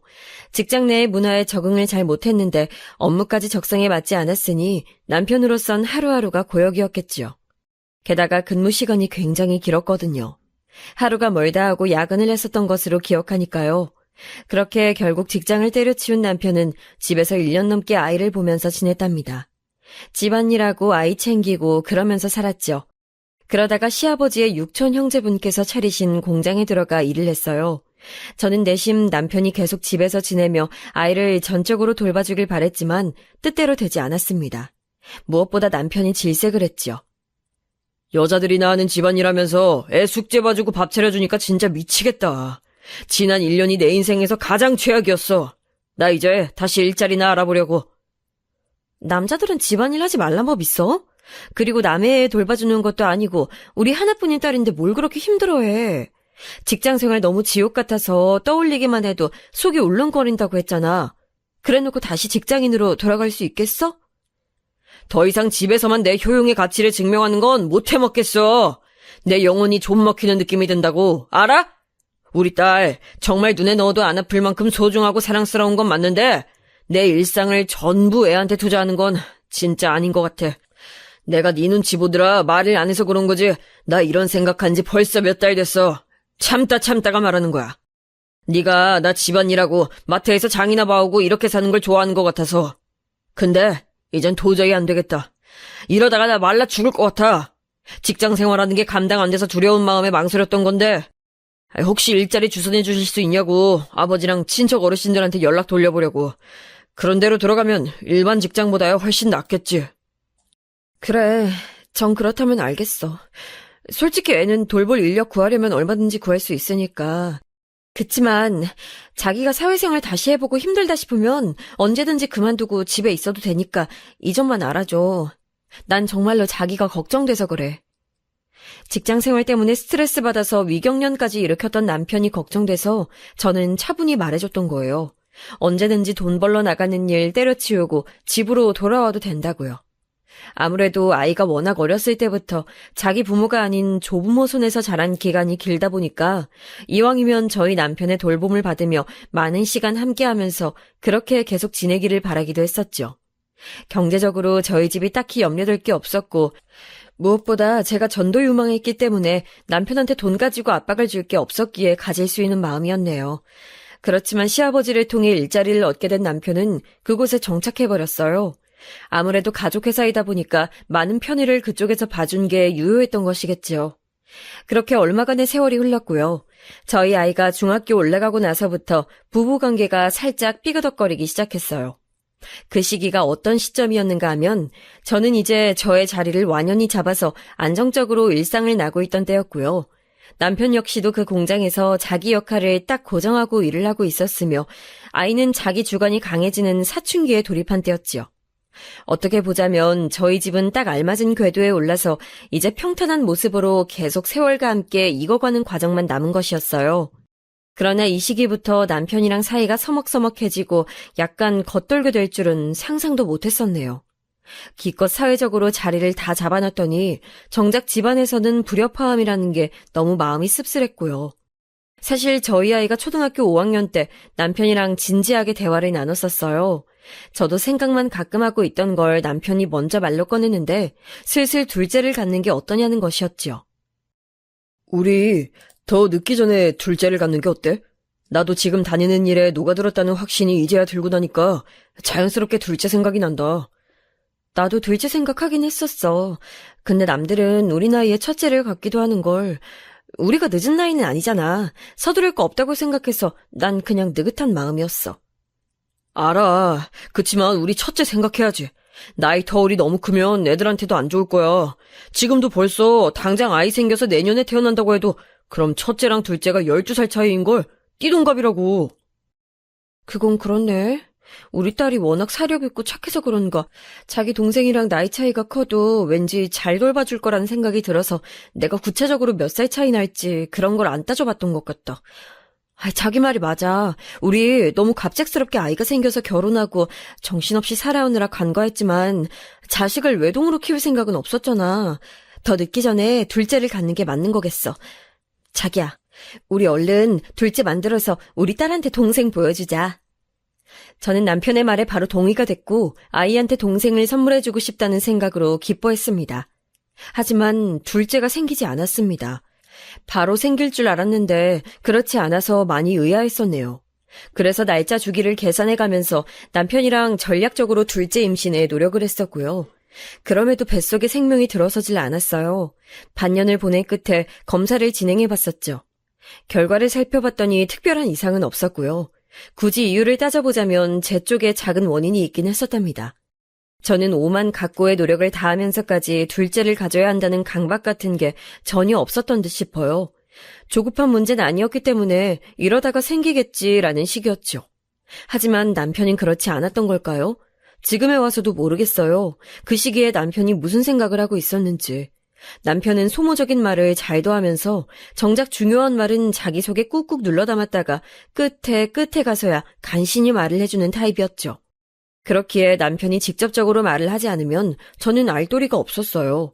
그리고 저는 타고나기를 다른 사람한테 지대한 관심이 없는 편이에요. 그런 쪽으로 살짝 둔감하기도 하고요. 그렇기에 남편이랑 제가 성격적으로 좋은 궁합은 아니었다고 생각해요. 남편은 누군가 끊임없이 뭘 물어봐주고 그 마음을 어루만져줘야 하고 기분을 달래줘야 하는데 저는 전혀 그렇게 해주는 사람이 아니었으니까요. 물론 이러한 사실도 그 당시엔 잘 알지 못했고 시간이 흐르고 나서 제가 자연스레 깨닫게 된 것들이랍니다. 상대방이 나하고 있을 때 어떤 사람이었는가 하는 것은 그 당시에 내가 절대 알 수 없으며 시간이 지나 한 발짝 물러나서 바라봐야만 그 깊이가 보이는 법이더라고요. 둘째가 생겼으면 좋겠다는 공통의 목표만을 가졌던 채로 마음을 겉핥기로만 나누었던 저희 부부는 그렇게 2년여를 보냈습니다. 그리고 어느 날 남편이 저한테 그러더라고요. 우리 그냥 둘째 갖지 말자. 그러니까 너도 이제 부담 가질 필요 없어. 있는 자식만 잘 키우면 된 거지. 그때 남편의 표정이 되게 무뚝뚝했던 것 같아요. 감정의 동요가 하나도 없이 그렇게 말을 하는 게 왠지 낯선 사람처럼 느껴지기도 했었기에 그때 남편의 모습이 머릿속에 강하게 남았네요. 제 생각으로는 바로 그때를 기점으로 남편이랑 관계가 많이 소원해진 것 같더군요. 저도 모르게 그때 별로 부담 가진 적 없어 라고 말을 했었는데 그게 혹시 말실수였던 것인지 어떤 것인지는 모르겠어요. 저는 워낙 일이 바쁜 사람이었고 제 생활이라는 게 있었기 때문에 남편하고 진지하게 감정적인 대화를 해볼 여유나 필요성을 딱히 못 느꼈던 것 같아요. 하지만 시간이 지날수록 남편하고 서먹해졌다는 걸 느낄 수 있었기에 섭섭하고도 서운했죠. 또한 이 사람이 예전처럼 나를 대해주질 않는구나 하는 생각이 든 순간부터 저도 많이 기대치를 내려놓게 됐고요. 어쨌든 한 가족이란 울타리 안에서 저희는 그런대로 시간을 보내며 잘 살았습니다. 하지만 제가 저답지 않게 크게 발끈하는 일이 생기고 말았는데요. 그건 바로 저희 아이의 생일 때문이었어요. 선물을 뭐 갖고 싶은지 제가 물어봤더니 사고 싶은 건 자기가 살 테니까 돈으로 주면 좋겠다고 하길래 그렇게 해주기로 했어요. 그리고 저희 아이가 또 원하는 게 있었는데 TV에서 본 고급 레스토랑에서 저희 가족 셋이서 외식하는 거라고 했습니다. 그래? 같이 저녁 먹는 거 너무 근사한 생각인데? 우리 딸이 멋진 선물 말해준 덕분에 엄마 아빠도 그날 호강하겠다. 그럼 우리 딸이 아빠한테 가서 그거 말해볼래? 레스토랑 가서 밥 먹자고 말하면 아빠가 예약 다 해주실 거야. 엄마, 근데 꼭 내가 말해야 돼? 엄마가 아빠한테 말해주면 안 돼?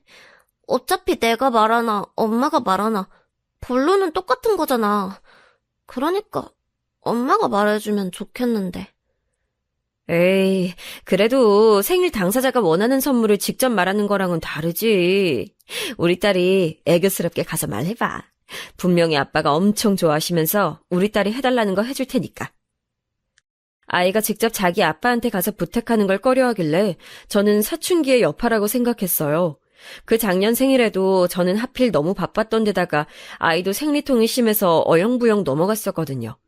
그래서 올해는 제대로 챙겨주고 넘어가야 하는 때이니만큼 남편이 흔쾌히 응해줄 것이라고 믿었고요. 하지만 이게 웬일인가요? 저 일하고 있는데 아이한테서 카톡이 왔어요. 우는 이모티콘 여러 개를 보내놨길래 이상하다 싶어서 전화를 해봤더니 아이가 서러워서 훌쩍거리더라고요. 아빠가 시간 없다고 내 생일에 같이 밥 먹어주는 건 무리니까 꿈도 꾸지 말라고 나한테 그랬어. 직접 얼굴 보고 말하기 민망해서 아까 점심시간에 아빠한테 카톡했더니 그렇게 답장 왔어. 내가 그러면 생일 지나고 나서 그 다음 주말에 레스토랑 가자고 했더니 그것도 안 된대. 그냥 싫대. 아빠가 내 생일 챙겨주기 싫으신 것 같은데. 엄마는 왜 엄마가 말 안 하고 나한테 이거 시켜서 나 힘들게 만들어. 듣는데 정말 속상하더라고요. 저한테 무뚝뚝하고 정없게 구는 건 그렇다 쳐도 아이한테 그러면 안 되는 거잖아요.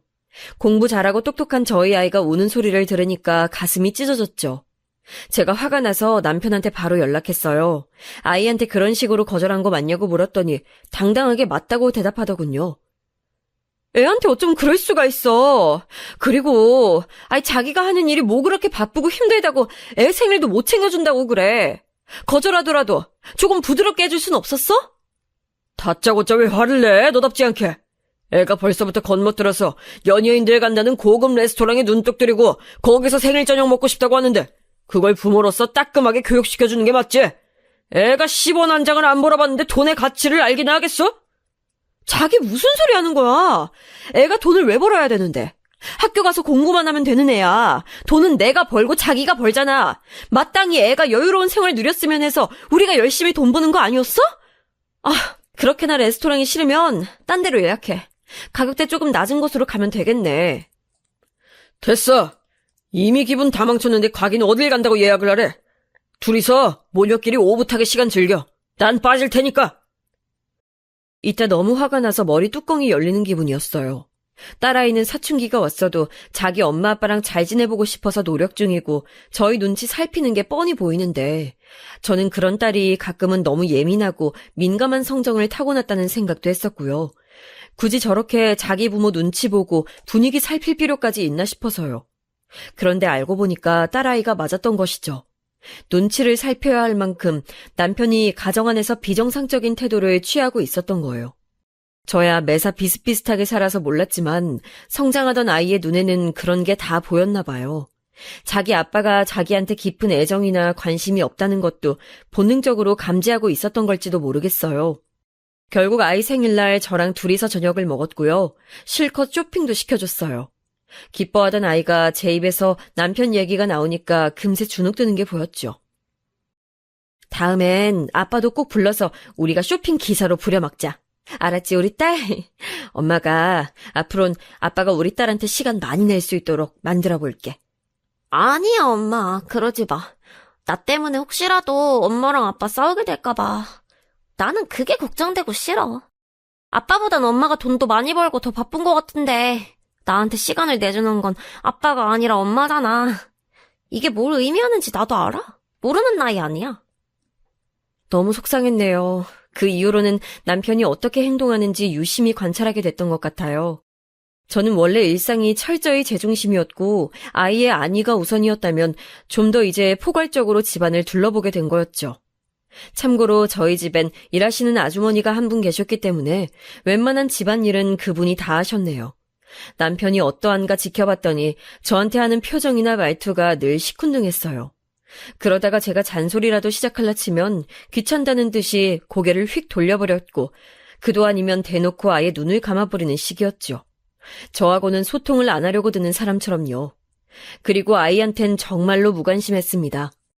아이가 학교에서 시험 성적표 나온 게 만족스럽다면서 자랑을 했던 날, 저는 뛸 듯이 기뻐서 칭찬 세례를 퍼부었고 용돈을 주겠다고 했지만 옆에서 남편은 하나도 안 기쁘다는 얼굴로 잘했네 딱 한마디 하고 말더군요. 그러자 아이가 침울해하는 게 보였고요. 제가 어이가 없어서 남편한테 물어봤어요. 왜 아이한테 그따위로 구냐고요. 애 아버지가 돼서 그렇게 행동하는 게 정말 합당하냐고 생각하냐 물어봤더니 남편의 대답이 가관이었습니다. 아, 내가 예전에 혼자 애 키우면서 집안일 했던 시절 다 잊어버렸어? 나 혼자서 하루 24시간 애 상대하면서 보냈었잖아. 그때 너무 질려버렸나 봐. 그런 앙금이 남아있어서 그런지 우리 딸인데도 솔직히 애틋한 정은 안 생기네. 미친 거 아닌가요?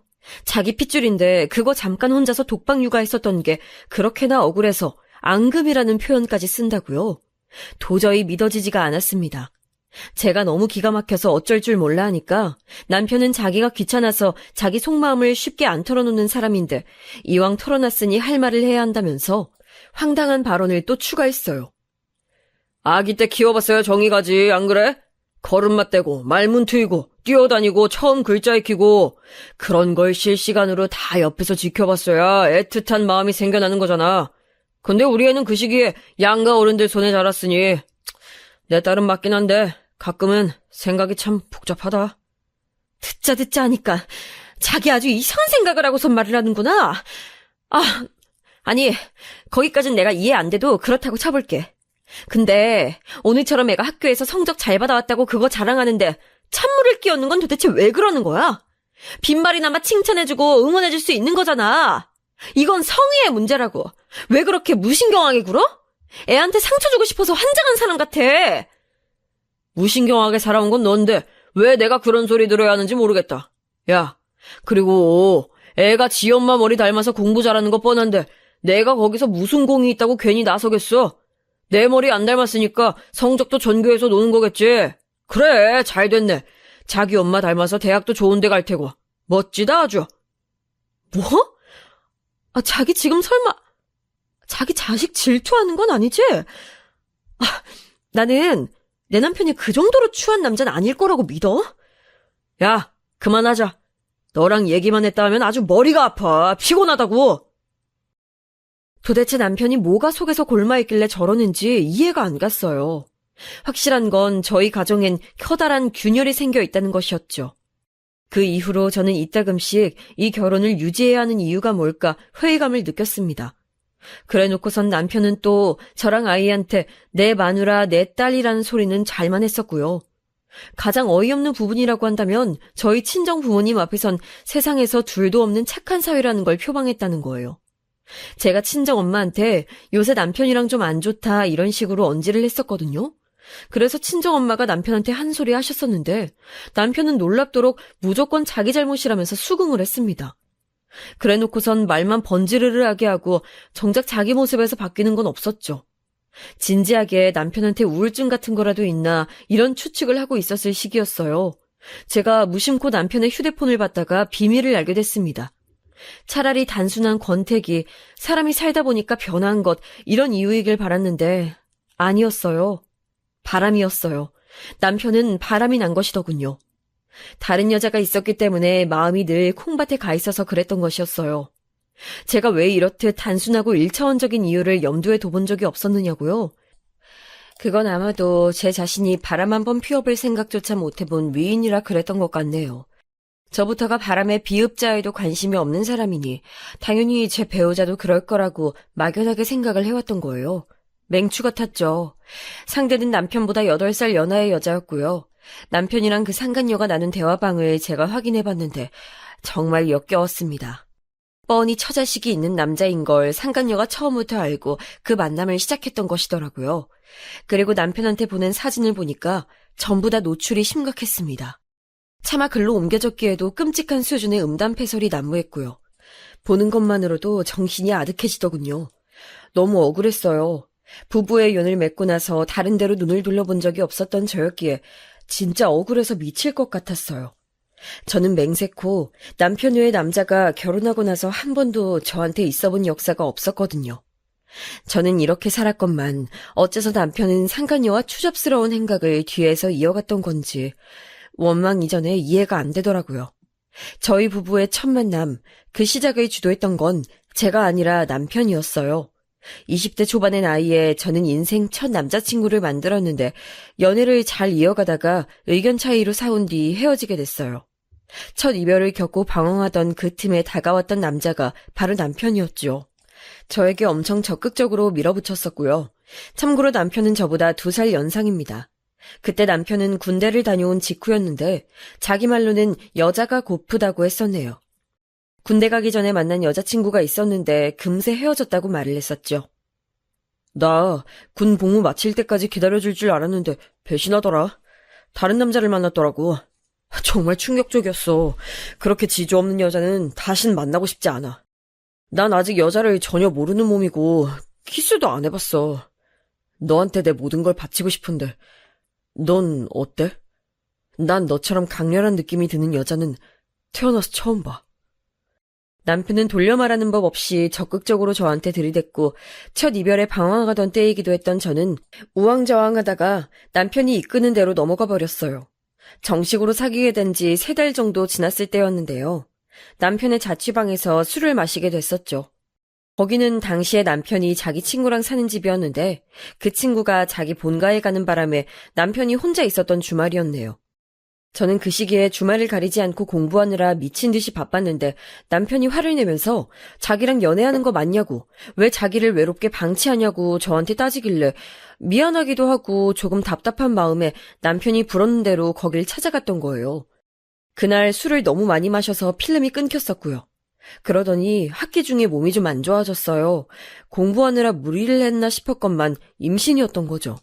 가만히 보니까 그날 남편이 불러서 그 자취방에 갔던 날하고 시기가 맞아떨어졌어요.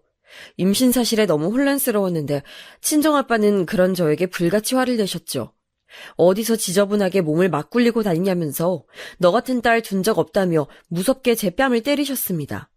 제가 무릎 꿇은 채로 눈물 뚝뚝 흘리면서 얻어맞으면서도 잘못했다는 소리를 안 했더니 그것에 열받으셔서 부엌으로 가시더니 가위를 가져오셔서 제 머리카락을 다 잘라버리셨고요. 저희 친정 집안이 강압적이고 보수적인 분위기였어요. 그걸 주도한 인물이 친정 아빠셨죠. 아빠는 집안의 왕이었고 그 뜻을 거스르면 끝장나는 것이었습니다. 학창시절 내내 그래서 저는 모범생으로 살았지만 365일 숨죽이고 살 순 없는 거잖아요. 가끔 아주 사소한 일탈을 즐겼는데 걸리는 순간 아빠한테 끝장나는 거였어요. 고등학교 때 스트레스를 풀고 싶어서 친구들이랑 노래방에 갔었는데 그거 걸려서 아빠가 제가 아끼던 일기장을 변기에 집어 던지셨었죠. 당시에 좋아했던 아이돌의 포스터 같은 거 모아놨었는데 그거 다 찢어버리셨었고요. 생각해보니까 고등학교 때도 머리카락을 한번 잘렸었네요. 말대꾸했다고 제 머리카락을 확 자르셨었어요. 폭군 아빠 옆에서 엄마는 항상 입에 네가 잘못했다고 빌어라는 말을 달고 사는 분이셨죠. 그래도 엄마는 제가 가엾고 딱하긴 하셨던 것 같아요. 제 임신 소식에 아빠는 분노하셨지만 엄마는 내가 키워줄 테니 걱정하지 말라고 하셨던 걸 보면 말이죠. 저희 친정엄마도 외갓집에서 딸이라는 이유로, 여자라는 이유로 굉장히 억압당하고 살아오신 분이에요. 외갓집 가풍 자체가 그랬대요. 여자가 남자한테 순종해야 하고 너무 똑똑해서는 안 되고 아는 체를 남자 앞에서 많이 하면 안 되고 남자 기 세워주는 게 여자의 기쁨이고 그런 소리나 한평생 엄마는 들어오셨다더군요. 엄마는 그래서 제가 공부를 잘한다는 걸 무척 반기셨던 것 같아요. 저를 통해 대리만족을 하셨던 것일 수도요. 그렇기에 어린 나이에 임신이 엄마에게 죄스러웠어요. 엄마의 대리만족을 제가 망친 것 같아서요. 엄마가 완강하게 제 편을 들어주시고 아빠의 분노를 중화시켜 주신 덕분에 저는 후다닥 결혼을 해서 무사히 아이를 낳을 수 있었어요. 어린 나이에 학업 도중에 임신을 했음에도 왜 무조건 낳는 쪽으로 했냐고요? 그건 남편이 저랑 결혼하고 싶다며 울고불고 매달렸었기 때문입니다. 나로 인해 생긴 생명이나 다름없잖아. 내가 책임지고 싶어. 나도 이렇게 젊고 어린 나이에 결혼하는 걸 생각해 본 건 아닌데, 그래도 책임감이라는 게 내 심장을 찌른다. 비록 우리가 서로 알게 된 지 오래되지는 않았지만, 앞으로 기나긴 인생 동안 천천히 알아가면 되지 않을까? 우리 아이 낳고 키우면서 그렇게 살아보자. 내가 잘할게. 너만 보면서 우리 아이 키우면서 나 그렇게 살아볼 거야. 제 앞에서 무릎을 꿇고 그렇게 호소를 하더니 이윽고 오열까지 하는 남편을 보면서 제가 흔들리지 않기란 무리였어요. 제 뱃속에 생긴 아이의 친부인데 어떻게 외면이 됐겠나요? 그리고 아빠의 무자비한 손길에 제 머리카락이 엉망으로 잘려 있었는데도 남편은 머리가 어쨌든 내 눈엔 다 예뻐 보인다는 말을 해줘서 어렸던 제 마음을 흔들어놔 버렸죠. 귀한 아들의 속도 위반 소식으로 시댁은 뒤집어졌었는데요. 특히 시어머니께서 너 어디서 뭐하는 발랑까진 년이야? 네가 감히 내 아들을 꼬드겨서 이런 사태를 만들어놔? 너 아주 보통 내기가 아니구나. 내 아들이 아직 뭣도 모르는 순진한 애라서 너한테 넘어간 모양인데 나는 못 속인다. 내가 결혼을 허락할 것 같아? 그 뱃속에 들었다는 아이 진짜로 내 아들의 핏줄인지 알게 뭐니. 안 그래? 다짜고짜 저한테 연락을 하셔서는 소리를 지르셨었죠. 그런데 시댁에선 금세 저를 찬성하게 됐답니다.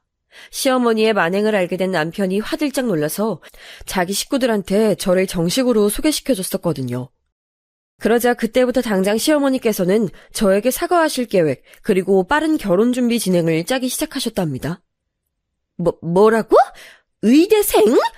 게다가 집안이 그렇게나 잘 산다고? 어머, 아유, 사는 동네가 어디라고? 어우, 세상에, 우리 며느리가 그랬었구나. 엘리트 집안이 따로 없었네. 갑자기 태세 전환을 꾀하신 거예요. 저는 그 변화가 너무 당혹스러웠지만 저를 무척 반겨주는 시댁 식구들을 보자 금세 마음이 풀려버렸던 것 같아요. 그래서 결혼을 하게 된 거였고 친정과 시댁을 오가며 저희 아이가 커갔던 거예요. 제가 의사 되느라고 바빴으니까요.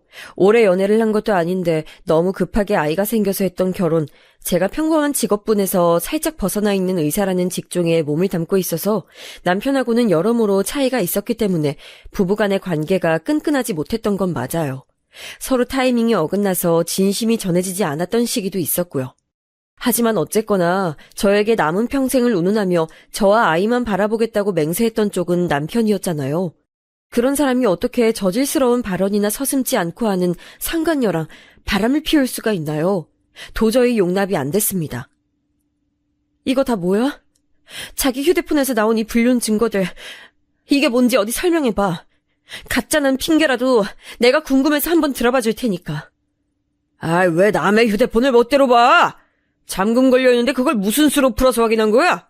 설마 이상한 수를 써서 잠금 비밀번호 알아낸 건 아니지? 내 휴대폰에 관심 없길래 방심했더니 이런 일이 생기네. 여기서 내 탓을 하는 게 정말 어이가 없다. 자기가 휴대폰 잠금 풀어놓고 욕실에 씻으러 갔는데 그 사이에 알림이 하도 울리길래 내가 궁금해서 화면 확인했더니 그런 내용들이 있었어. 이제 해결됐니? 그럼 불륜에 대해서 어디 말해봐. 이러나 저러나 결국 이혼이라는 결말이지만 내가 이유가 너무 궁금해서 그거라도 들어보고 싶어서 이러는 거야. 이혼이라니? 그래, 나 바람 피운 거 맞아. 내 외롭고 힘든 마음, 어두운 부분들 잘 알아주고 감싸주는 그 애에게 너무 고마워서, 처음엔 고마운 마음에 날 좋아한다고 고백해오는 그 마음을 외면하기 힘들어서 몇 번 만나주려던 것뿐이었어. 그런데 점점 도발적으로 다가오더라고. 내가 딱 3번 같이 만나서 밥 먹어준 후부터 적극적으로 어필을 해오고 자기 사진 보내고. 그러길래 나도 솔직히 남자로서 혹한 거지. 걔는 너무 매력적이니까 그래서 내버려뒀던 것 같아. 어떻게 나오나 보고 싶어서. 하지만 진지한 마음으로 걔한테 애정 준 적은 없어. 내 외로움에 도피처였을 뿐이지. 너만 외롭니? 너만 힘들어? 나도 지칠 때 많아. 내가 워낙 성격이 묻어나고 남한테 의지를 안 하려 들어서 그런 거지. 나도 깊은 속마음으론 늘 괴로울 때가 많았어. 왜냐고? 네가 나를 힘들게 만들었으니까. 너 나랑 우리 딸 위해서 마음으로 희생해 본 적 있어? 정성스럽게 뭘 해본 적이라도 있었니? 이게 어떻게 가족이야? 그런 마당에 저급한 농담이나 일삼는 어린 여자랑 바람이나? 됐어. 더 재고할 것도 없어. 이혼하자고. 너랑 그 여자 둘 다 내가 조져놓을 거니까 그런 줄 알아. 미안해. 내가 예상치 못하게 그때 너랑 너무 이르게 결혼을 했어서 그런지 계속 마음이 붕 떠서 살아온 것 같아. 우리가 다 일터에서 안정적으로 자리 잡은 다음에 정말 부모가 될 준비가 다 된 상태에서 아이가 새로 생겼다면야. 그때서야 진짜 가정을 꾸린 기분이 날 것 같았어. 그래서 둘째를 간절히 기도하고 바랐는데 넌 아니었잖아. 넌 별 생각 없었잖아. 그때 너한테 솔직히 실망했었고 그 후로 계속 겉돌게 되더라. 그러다가 말하지 않아도 날 알아주고 위로해주는 상대가 나타나니까 정신을 못 차리겠더라고. 이게 아닌 걸 알면서도 속절없이 끌려갔어. 미안해. 내가 너무 나약해서 그랬어. 그런데 나 우리 가정을 잃고 싶진 않아. 내가 이렇게 빌 테니까 한 번만 눈 감아주면 안 될까? 남편이 눈에 눈물이 그렁그렁해져서는 제가 머뭇거리니까 갑자기 제 앞에서 무릎까지 꿇었어요. 그 모습을 보니까 진짜 한숨만 나오더라고요. 어쩌다가 이 지경까지 왔는가 싶고 서로에게 서로가 인연이 아니었나 하는 안타까운 생각만 들었네요. 머리가 아파서 다음에 얘기하자 하고는 일단 자리를 피했어요. 그런데 그 다음 날에 남편이 저한테 또 절절하게 사과를 했어요. 자기가 정서적으로 불안했던 걸 알고 있지 않았냐면서 정신적인 결함 때문에 그 상간녀한테 홀렸던 것뿐이지 진지한 감정은 전혀 없었으니까 용서해달라며 빌었습니다. 꽤 오래도록 저나 딸아이한테 소홀하고 냉정했던 남편이었기에 그런 모습을 보니까 낯설면서도 기분이 이상하더라고요. 그런데 제가 사실 마음속으로 남편한테 빚이 있었나 봐요. 예전에 남편이 힘들어할 때 그 속을 들여다봐 줄 겸 둘째 임신을 포기하자고 그랬을 때 그 심경이 어땠는지 물어나 봐줄 걸. 그런 후회가 조금 있었거든요. 그런 게 저의 마음을 약하게 만들었어요. 저도 모르게 입술 꽉 깨문 채로 남편을 향해 고개를 끄덕여주고 말았습니다. 여기까지는 묵인하고 참고 넘어가 주겠다는 뜻이었죠. 남편은 앞으로 한눈 안 팔고 살겠다 그랬어요. 길고 긴 결혼 생활이라면 어쩌다가 겪을 법한 일로 그저 그런 수준의 해프닝으로 이 사건이 남을 거라고 그때까지만 해도 저는 그렇게 생각하고 있었던 것 같아요. 그런데 일주일 정도가 지났을 때였나? 누가 저한테 안녕하세요라고 카톡을 보내왔어요. 모르는 사람이어서 고개를 갸웃하던 저는 프로필 사진을 확인하고선 입을 틀어막았죠. 그 상간녀였으니까요. 제가 너무 황당해서 답장을 못하고 있었는데 그 상간녀가 재차 내용을 보내왔습니다. 오빠한테 저랑 헤어지라고 했다면서요? 정말 배려심이 부족한 분이시네요. 사랑하는 사람의 행복을 빌어주시는 게 진짜 사랑 아닐까요?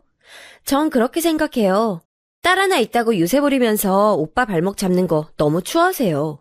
좋은 말로 할 때 오빠 놓아주세요. 정중히 부탁드립니다. 협박조로 말을 해놓고선 정중히 부탁한다고요? 그것만 봐도 못 배워먹은 티가 나는 것 같아서 제 속이 부글부글 끓었네요. 확실히 보통 내기는 아닌 것 같아서 저도 답장을 짧게 보내줬어요. 어쨌거나 부부 사이엔 문제 없고 화목한 가정이니까 불륜 저지른 철면피가 꺼져주시면 감사하겠다고 말이죠. 용건만 딱 보내는데 잠시 후에 저를 비웃는 답장이 또 날아들었어요. 화목한 가정이요? 어제도 집에서 사건 하나가 있으셨던 모양이던데. 화목한 척 하셔봤자 소용없고요. 오빠 자유롭게 놓아주세요. 사람 대 사람으로 오빠가 너무 안쓰러워서 그래요. 그리고 그쪽은 너무 늙었잖아요. 아이를 더 낳고 싶어도 못 낳는 몸으로 그만 발악하시고 얌전히 오빠 저한테 보내세요. 와, 어디서부터 지적을 해야 할지도 모르겠더라고요. 뭐 이런 여자가 다 있나 싶었어요. 도대체 남편은 어디서 이런 여자를 만났나 하다가 문득 그 상간녀의 카톡에서 어제도 집에서라고 한 대목이 마음에 걸리더라고요. 일단 남편한테 따져봤어요. 상간녀의 카톡을 보여주면서 왜 아직도 둘 사이 깨끗하게 정리 못했냐고 하니까 얼굴이 사색이 되더라고요. 한 번에 잘라내면 그 상간녀가 난리발작을 치면서 들러붙을까봐 어르고 달래면서 헤어지는 중이라는 변명을 해왔어요. 설마 제 번호를 알아내서 연락을 할 줄은 몰랐다면서 고개를 푹 숙이더라고요. 그런데 어제 있었던 저희 집안 얘기를 상간녀한테 한 적은 없다고 했어요. 맹세코 말이죠. 저는 전부터 마음에 걸리는 게 있었기에 저희 집안일 해주러 오시는 도우미 아주머니께 따로 여쭤봤어요. 대뜸 상간녀의 사진을 보여주면서 알죠? 라고 했더니 표정 관리를 못하시더군요. 그럼 그렇죠. 상간녀가 제 남편을 어떻게 속속들이 알고 그 사정을 들여다보면서 접근을 했겠어요. 비법이 있었던 거예요. 알고 보니까 상간녀는 저희 집 도우미 아주머니의 사촌 조카라고 하셨습니다. 저희 부부의 사이가 소원한 걸 알고 계셨던 도우미 아주머니께서는 황당하게도 자기 사촌 조카에게 제 남편을 꼬셔보라고 했던 거예요. 어떻게 미혼인 사람한테 유부남을 만나보라고 권할 수가 있는지 상식적으로 이해가 안 갔습니다. 정말 비정상적인 일투성이었어요. 너무 역겨웠고 소름이 끼쳐서 우선 아주머니부터 해고했네요. 남편한테도 이 사실을 알릴까 하다가 뭔가 마음이 내키지 않아서 공개하진 않기로 하고 일단 보류했습니다. 머릿속이 너무 복잡했고 인간적인 배신감으로 많이 힘들어하던 와중에 제가 일하는 곳으로 찾아온 인물이 있었네요. 의사인 저는 다름 아닌 산부인과에서 근무를 하는데요.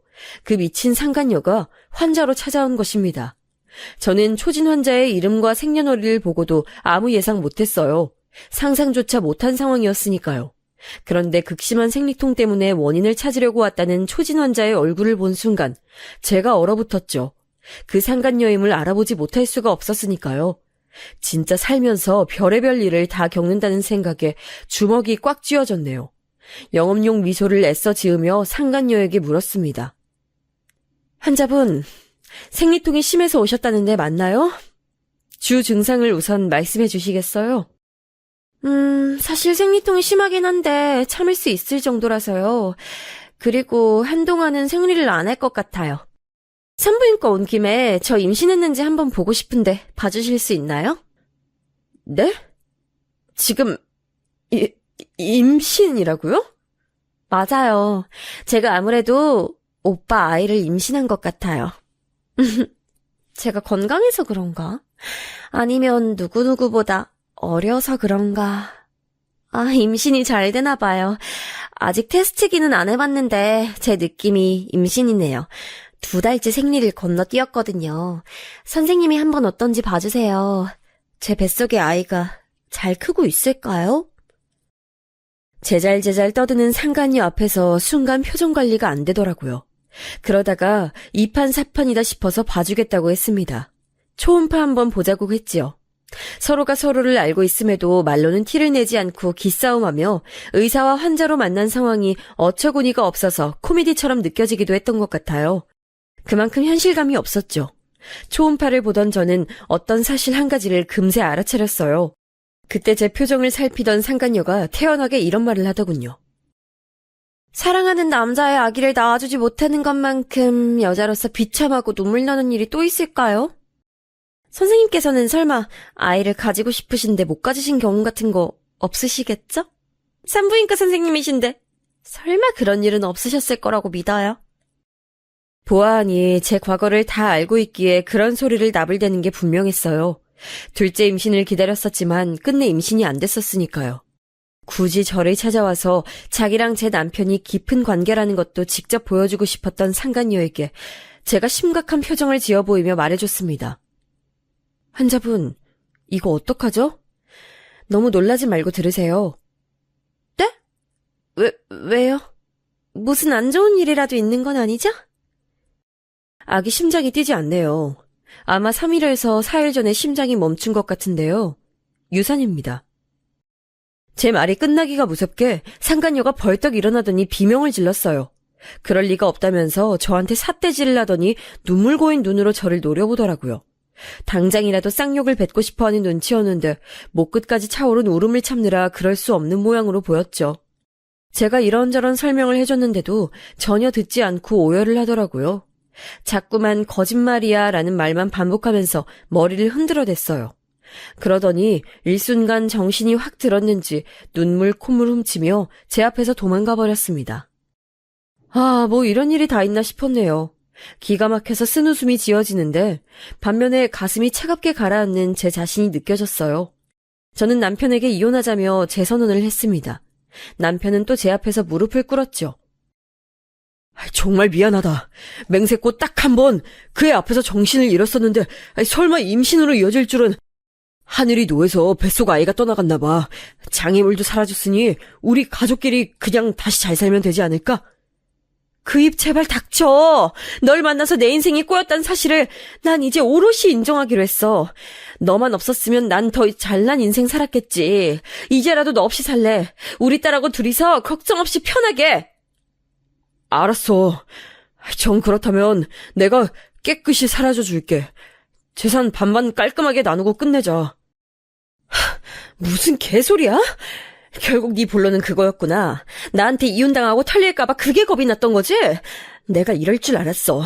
웃기지 마. 너 가만 안 둘 거니까. 저의 냉담한 태도에 좌절한 남편은 딸아이 앞에서도 무릎을 꿇었어요. 뒤늦게나마 아빠놀이하고 싶다면서 말이죠. 하지만 아이는 이미 자기 아빠를 너무 어렵게 생각해버린 지 오래였고 그런 대화를 하는 것조차도 어색해서 어쩔 줄 모르더라고요. 그러니 협상이 될 리가 없었죠. 이혼 소송 진행했고요. 시어머니께서는 거의 졸도하셨어요. 의사 며느리 뒀다고 동네방네 소문내고 어깨에 힘주며 살아왔는데 이혼이라니 그게 무슨 소리냐면서 오열을 하셨습니다.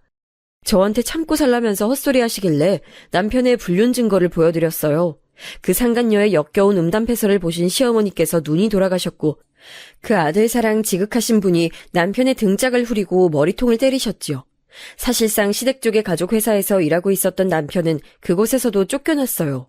시아버지와 그 육촌 형제분께서도 불륜 증거를 보셨는데 이건 도저히 용인할 수 있는 범주를 넘어섰다며 남편을 그 회사에서 내치신 거죠. 생각 외로 단호한 시댁의 조치에 제가 놀랐답니다. 팔은 안으로 굽으니까 그게 언제까지 갈지 몰라도 우선은 감동이었네요. 상간녀한테도 당연히 소송 걸었고요.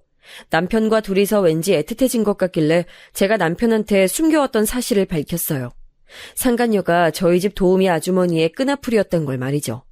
남편의 심경을 다 맞췄던 게 운명적인 사랑이어서 그랬던 게 아니라 아주머니로부터 다 들은 게 있어서 그랬단 사실을요. 그러자 남편이 크게 충격받았는지 그 상간녀를 저버리고선 저를 찾아와서 눈물 콧물 다 짜내고 난리를 쳤었어요. 제가 자기 인생의 유일한 진짜 사랑이라고 하면서요.